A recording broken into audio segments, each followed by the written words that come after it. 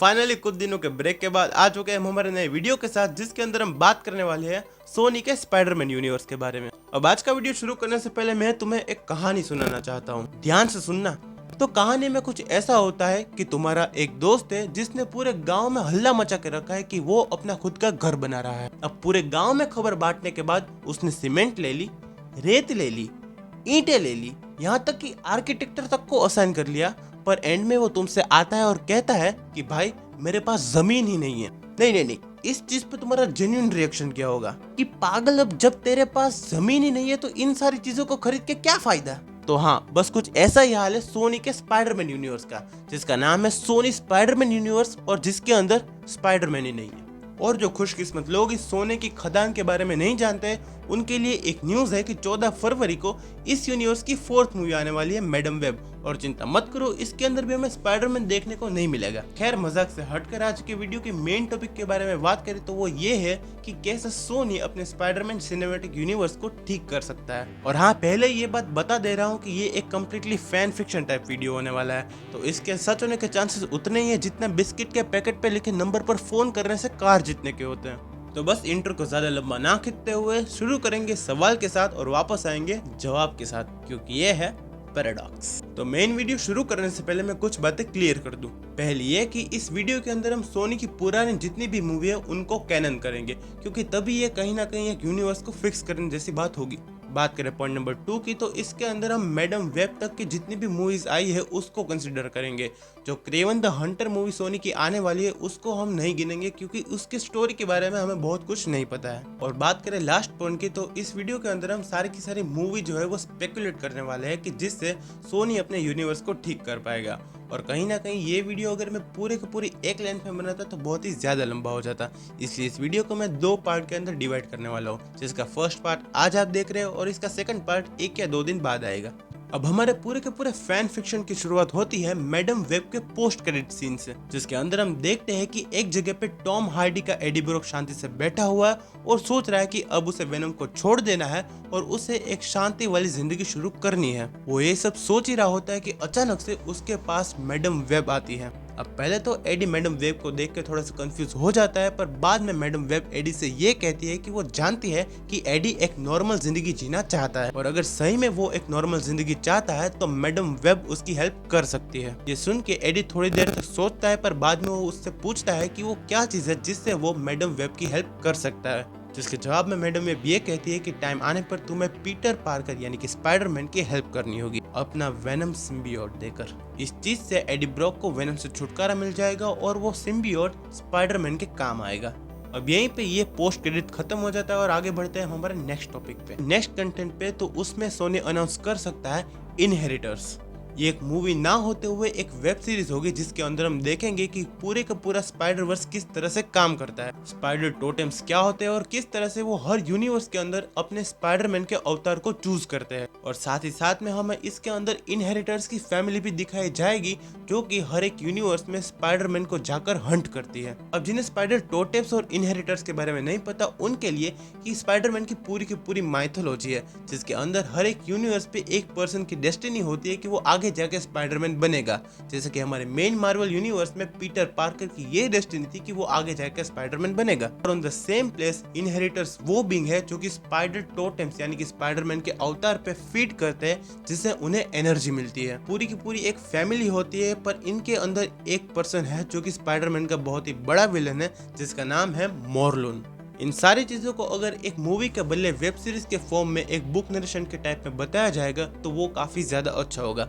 सारी की सारी चीजों को डेवलपमेंट का काफी ज्यादा अच्छा टाइम मिलेगा, जो कि आगे जाके अच्छा इम्पैक्ट जनरेट करेगी। खैर, इस पूरी सीरीज के एंड में हम देखेंगे कि मोरलून अब पूरी तरह से तैयार है हमारे इस यूनिवर्स के मेन स्पाइडरमैन के हंट के लिए, जो कि होने वाला है एंड्रू गारफील्ड का स्पाइडरमैन। अब नेक्स्ट चीज जो हम देखेंगे वो होगी वेनम 3, जिसके अंदर हम देखेंगे कि मूवी के एंड आते आते एडी इस बात को सोचने लगेगा कि बस उसे अब एक नॉर्मल जिंदगी जीनी है।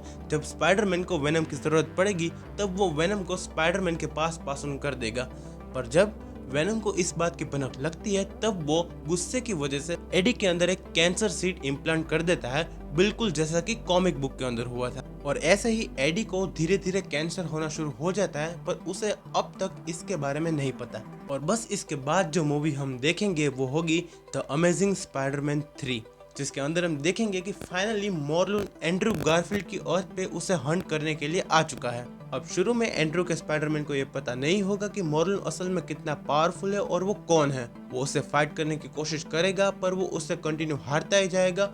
और ये एक कम्प्लीटली ब्रूटल मूवी होगी, जिसके अंदर हम एंड्रू गारफील्ड के स्पाइडरमैन को ऑलमोस्ट डेथ के करीब जाता हुआ देखेंगे। पर स्पाइडरमैन बुरी तरह हारने ही वाला होता है, तभी उसे बचाने के लिए आता है इज़ेकियल सिम्स। अब इज़ेकियल सिम्स कौन है उसके बारे में हम किसी और वीडियो में जानेंगे। अभी के लिए आप बस इतना याद रखें कि इज़ेकियल सिम्स स्पाइडरमैन का एक दोस्त है। अब इज़ेकियल सिम्स इनहेरिटर्स के बारे में काफी ज्यादा जानता है, और वो एंड्रू गारफील्ड के स्पाइडरमैन को बताएगा कि जो इनहेरिटर्स है वो सिर्फ और सिर्फ प्योर अवतार पे ही फीड करना पसंद करते हैं। अगर अवतार के अंदर किसी भी तरह की इम्प्योरिटी होगी, उससे इनहेरिटर्स जो है वो कहीं ना कहीं वीक होंगे। अब इज़ेकियल सिम्स से बात खत्म करने के बाद एंड्रू गारफील्ड का स्पाइडरमैन वहां से जा ही रहा होता है कि अचानक उसे रास्ते में मिलती है मैडम वेब। एंड्रू के स्पाइडर को ये बता दिए कि वो उसकी एक दोस्त है और वो उसकी मदद करना चाहती है। वो उससे कहती है कि वो अपने साथ एक मदद लाई है, जिसकी वजह से वो मॉर्लन को हरा सकता है। और हम देखते हैं कि मैडम वेब टॉम हार्डी के वेनम को अपने साथ लेकर आई है। टॉम हार्डी का एडी ब्रॉक अपनी बॉडी से वेनम को अलग करता है, और वो वेनम जाके एंड्रू गारफील्ड से बॉन्ड कर लेता है, जिसकी वजह से एंड्रू गारफील्ड एक ब्लैक स्पाइडरमैन बन जाता है। अब क्योंकि एंड्रू गारफील्ड के स्पाइडरमैन ने वेनम के साथ बॉन्ड कर लिया है, इसकी वजह से अब वो एक प्योर अवतार नहीं रहेगा, जिसकी वजह से अब वो मॉर्लन के साथ फाइट करना चाहता है। और तब जब मॉर्लन उसके ऊपर फीड करने की कोशिश करता है, तब उसे एक बहुत ही बड़ा शॉक लगता है, क्योंकि एंड्रू गारफील्ड का स्पाइडरमैन अब एक प्योर टोटम नहीं रहा। और जब हमारा एंड्रू गारफील्ड का स्पाइडरमैन मॉर्लन को इस तरह से वीक देखता है, तब वो उसे आसानी से हरा कर अपने यूनिवर्स में वापस भेज देता है। और इसी तरह से एंड्रू का स्पाइडरमैन मॉर्लन को हरा देता है। और बस मूवी यहीं पे खत्म हो जाती है। और इसके पोस्ट क्रेडिट में हम ये देखते हैं कि एडी के अंदर कैंसर जो है वो बढ़ता जा रहा है, और उसे ठीक करने के लिए उसे फिर से वेनम की जरूरत पड़ेगी। अब इस मूवी के बाद हम डायरेक्टली देखेंगे द अमेजिंग स्पाइडरमैन 4, जिसके अंदर हम देखेंगे कि एंड्रू गारफील्ड का स्पाइडरमैन कहीं ना कहीं अपनी डार्क साइड में पहुंच चुका है, बिल्कुल जैसा हमने टोबी मैगवायर के स्पाइडरमैन 3 के अंदर देखा था। और दूसरी तरफ एडी है, जिसके अंदर कैंसर जो है वो लगातार बढ़ता जा रहा है, और उसे ठीक करने के लिए सिर्फ एक ही रास्ता है, और वो है वेनम।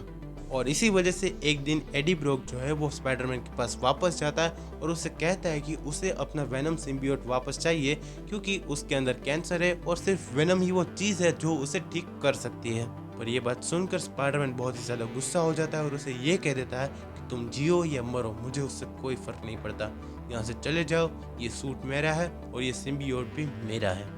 और यहीं से कहीं ना कहीं एडी ब्रॉक और स्पाइडरमैन के बीच में राइवलरी शुरू हो जाती है। यहाँ से मूवी की स्टोरी कहीं ना कहीं ऐसे ही आगे बढ़ेगी, जैसा हमने टोबी मैगवायर की स्पाइडरमैन 3 के अंदर देखा था। एंड्रू को रियलाइज होगा कि वो कितना बुरा इंसान बन चुका है वेनम के साथ बॉन्ड करने के बाद। अब जब वेनम स्पाइडरमैन से अलग होता है, तो वो वापस चला जाता है एडी ब्रॉक के पास और उससे बॉन्ड कर लेता है। पर अब एडी के अंदर स्पाइडरमैन को लेकर कहीं ना कहीं गुस्सा था, इसी की वजह से स्पाइडरमैन और वेनम की एक दूसरे से फाइट होती है, और इसी तरह ये मूवी कंक्लूड होती है स्पाइडरमैन वर्सेस वेनम के साथ। मूवी के एंड में हम देखेंगे कि ये वेनम सिम्बियोट पूरी तरह से इविल हो चुका है। स्पाइडरमैन वेनम से एडी को बचा लेता है और वेनम को पूरी तरह से डिस्ट्रॉय कर देता है। इसके बाद एडी एक नॉर्मल जिंदगी जीना शुरू कर देता है, और बस मूवी यहीं पे खत्म हो जाती है। इसके पोस्ट क्रेडिट में हम ये देखते हैं कि स्पाइडरमैन को एक विजन आता है, जिसके अंदर वो देखता है कि जिस मकड़ी ने उसे काटा था, उसी मकड़ी ने एक लड़की को भी काटा था, जिसका नाम था सिंडी मून यानी कि सिल्क। तो बस दोस्तों, पार्ट 1 में हम यहीं तक रखते हैं, जिसके अंदर हम पूरी की पूरी वेनम सागा को कंक्लूड करते हैं। मैं जानता हूं कि कुछ जगहों पर समझना थोड़ा सा कॉम्प्लेक्स हो रहा है, पर अगर आप मेरे शब्दों पे ध्यान दोगे तो वो कहीं ना कहीं आपके लिए आसान हो जाएगा। मैं अगले वीडियो में हो सके उतना और आपको आसानी से समझाने की कोशिश करूंगा, और काफ़ी सारे लोगों को ये बात समझ में आ गई होगी कि मैं इस स्टोरी को कहाँ पे लेके जा रहा हूँ। इसमें से काफ़ी सारी चीज़ें ऐसी है जिसकी इंस्पिरेशन मैंने कॉमिक बुक से और थोड़ा बहुत मैंने अपनी तरफ से ट्राई किया है। ये सब कुछ आपको कैसा लगा हमें कमेंट्स में ज़रूर बताना। तो आपको ये पूरा का पूरा फैन फिक्शन वाला पार्ट कैसा लगा मुझे ज़रूर बताना। वीडियो पसंद आए तो उसे लाइक करना, और अगर चैनल पर नए हो तो सब्सक्राइब करना बिल्कुल भी मत भूलना। मैं मिलता हूँ आपसे नए वीडियो में, तब तक के लिए स्टे सेफ, गुड बाय।